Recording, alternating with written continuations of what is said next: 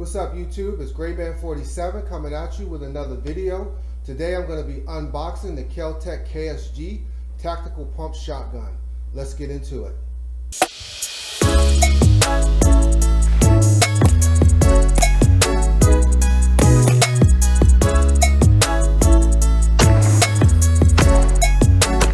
Here is actually a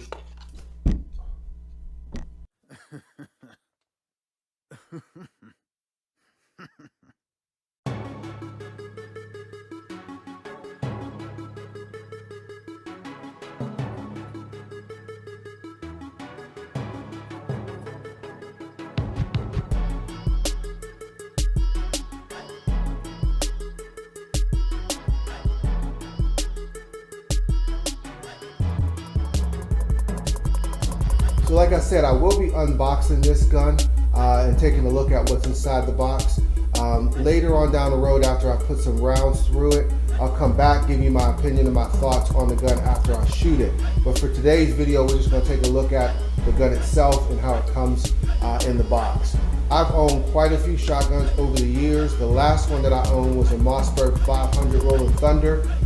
Liked that gun, enjoyed shooting it, but I had it for a number of years, so I ended up selling it and was in the market for another shotgun. And the Keltec KSG's design really piqued my interest. The capacity that it has, which we'll get into here in a few minutes, really made it a good fit for me and for a lot of folks that are looking for a shotgun, primarily for maybe home defense if you are a shotgun person when it comes to home defense. So let's dive into what's in the box and see what we got.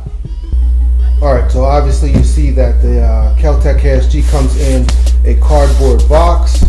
So let's open the box up and see how they have it set up.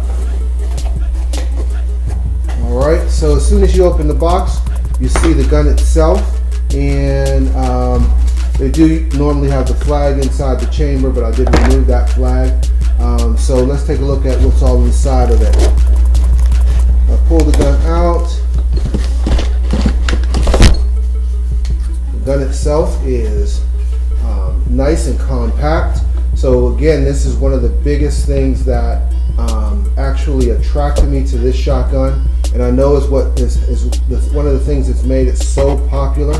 And then again, we're going to get back to it, but we're going to talk about the capacity of this thing. It's pretty amazing, especially for the size.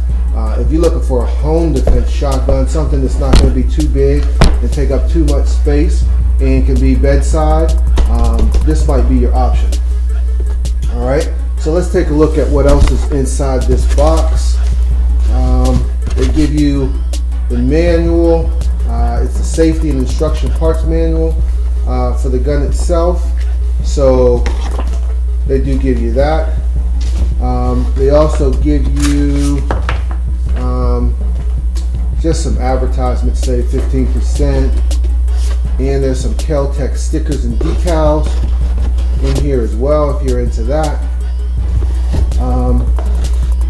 More stickers. And then also over here, they actually give you a sling for the gun as well. So that's a nice little added bonus extra there. And under here are the clips for the sling. Alright, so that's what they give you, that's what comes in the box. So I'm not going to get too far into the specs, but I will give you some of the basic things just so that you have a reference when talking about this gun or looking at this gun. One of the major attractions to this gun is the overall length of it as a shotgun. The overall length of this is 26.1 inches long. So very compact, especially for a 12 gauge. And I think that's one of the things that have made the Bullpups and this Keltec KSG in particular very popular, is the fact that it has a very compact frame. Like I said, 26.1 inches long. That's extremely good. As far as the barrel itself, the barrel is still an 18.5 inch long barrel. Due to the design of it, you wouldn't ordinarily think it by just looking at it. So this does not get classified as needing a tax stamp or any special paperwork. It's not a short barrel. It still has that 18.5 inch barrel. The design of it just organizes it, I guess I could say, a little differently than your traditional shotgun. So that's pretty cool as well. As far as weight is concerned, the weight of this gun is 6.9 pounds.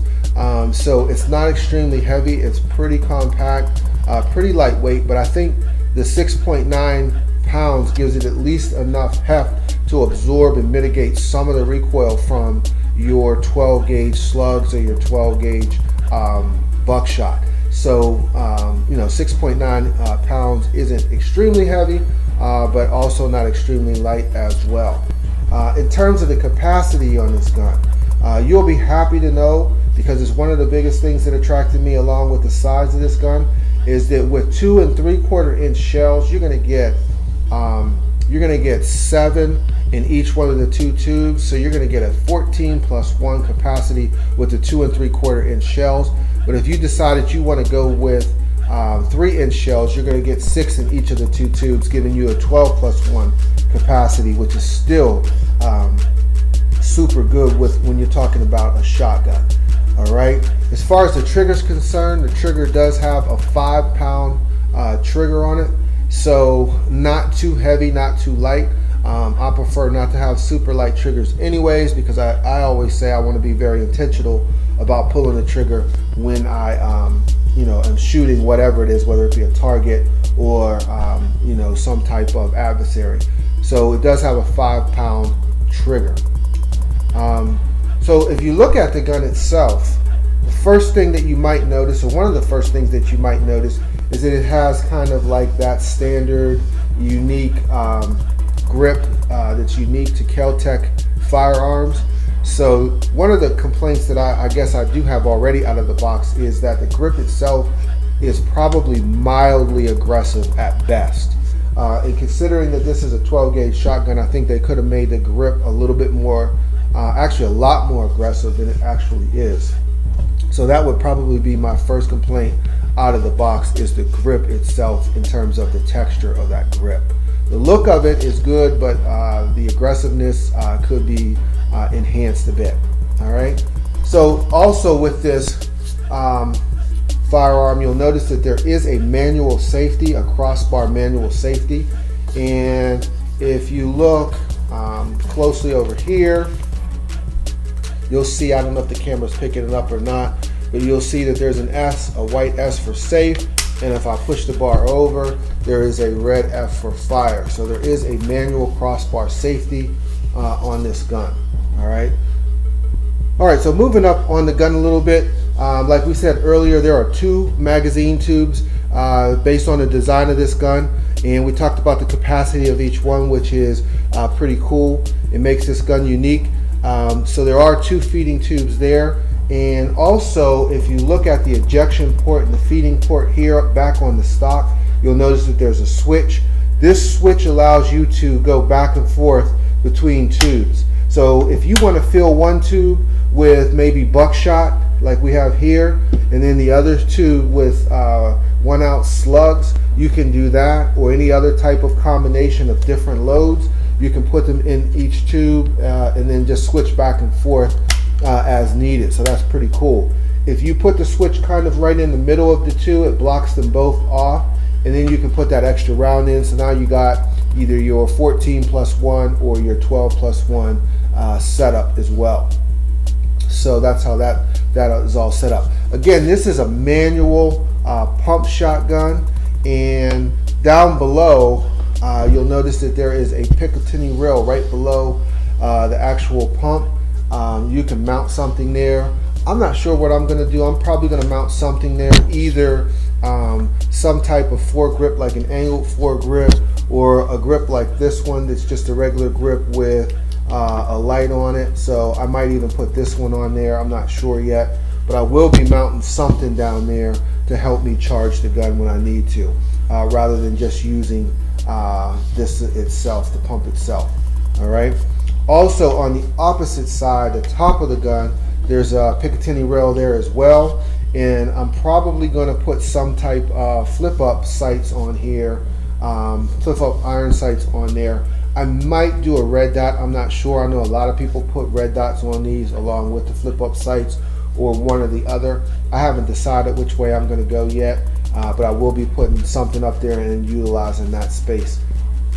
All right, y'all, so like I said, I am going to take this Bullpup shotgun down to the range and shoot some rounds through it, get a feel for it, and then I'm going to come back and give you some thoughts on what I think about the gun after I actually shoot it. So I'm kind of, like I said, excited about that, and I'm excited about putting some additional things on there, like a forward grip or an angle grip of some sort, and then, like I said, some sights. So once I do that, put some rounds through it, I'll come back, tell you how I like it, tell you some things that I think could possibly be improved, or whether or not this is the gun for me. So I will be doing that, so keep your eye out on for the video. If you have not already subscribed to my channel, please do, and hit that notification bell so you'll be notified when I do put that next video out on this, or any other video for that matter. And then also do me a favor, give me a thumbs up. That helps the algorithm, and I love when you guys drop lines down there in that comment section, so make sure you do that as well. All right, folks, so again, like I always say, thanks for riding with me on another one, and if you ain't packing, you slacking. I'll see you when I see you.